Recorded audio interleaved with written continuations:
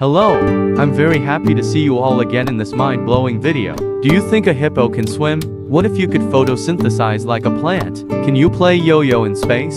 Welcome to Mind-Blowing Facts Season 4, Episode 24, The Secret of the Hippo in the Photosynthesizing Person. Every time I run out of money, I wish I could just sunbathe to stop feeling hungry.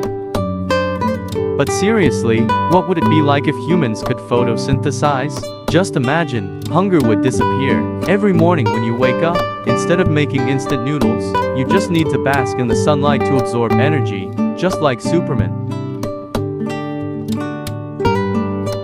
In reality, unfortunately, it's much less exciting. Even if we could introduce chloroplasts into our cells, we wouldn't be able to rewrite our genes to harness chloroplasts.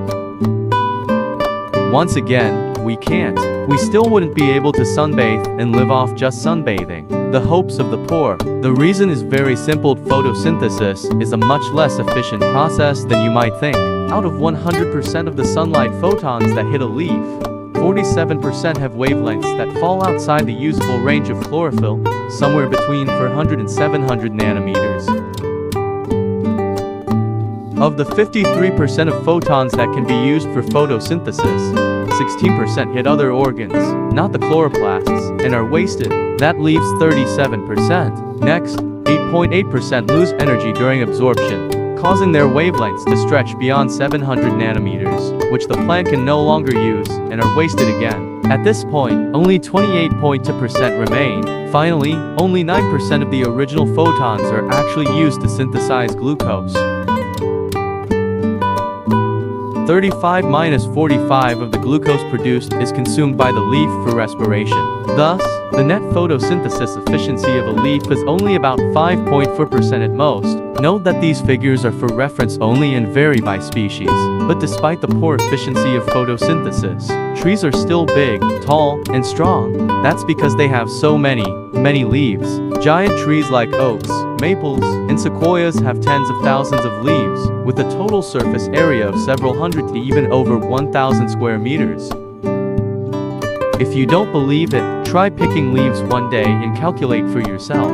Now, back to humans. Lindsay Turnbull, a botanist at the University of Oxford, UK, estimates that even if every square centimeter of our nearly 2 square meters of skin could photosynthesize with the efficiency of the best plant species, even if you stood outside naked in the sun all day, you'd only produce about 1% of the energy your body needs.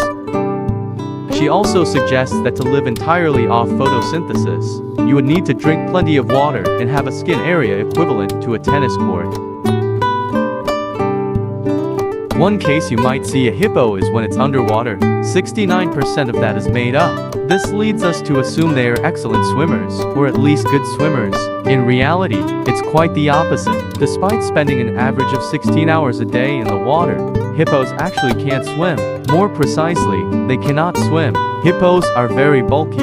An adult hippo measures 3-5 meters long and weighs on average 1.5 tons, with some individuals weighing up to 2.77 tons. But weight is just a minor issue. For example, a container ship weighing 100,000 tons can still float on water. The key lies in density. Ships weigh hundreds or even thousands of tons, but they have empty spaces filled with air, so the overall density of the ship is less than that of water, allowing them to float easily. Hippos, on the other hand, are the opposite. Their bodies are dense and solid. This makes the density of a hippo greater than that of water, so they can't even float. If you were to throw a hippo into the water, well, it's a ton, so you'd be throwing it with a lot of belief. If a hippo were to jump into the water, oh wait, hippos can't jump. Forget that.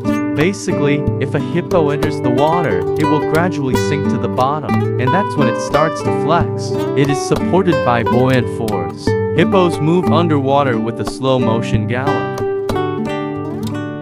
Its webbed toes lightly touch the riverbed, making it look like a ballet dancer underwater. On hot summer days, Hippos can dive to the bottom of rivers and lakes to cool off and take a nap. Hippos seem to be designed for this. While sleeping, a hippo can automatically surface to breathe and then sink back down without waking up. How many of you would like to have this quirky feature?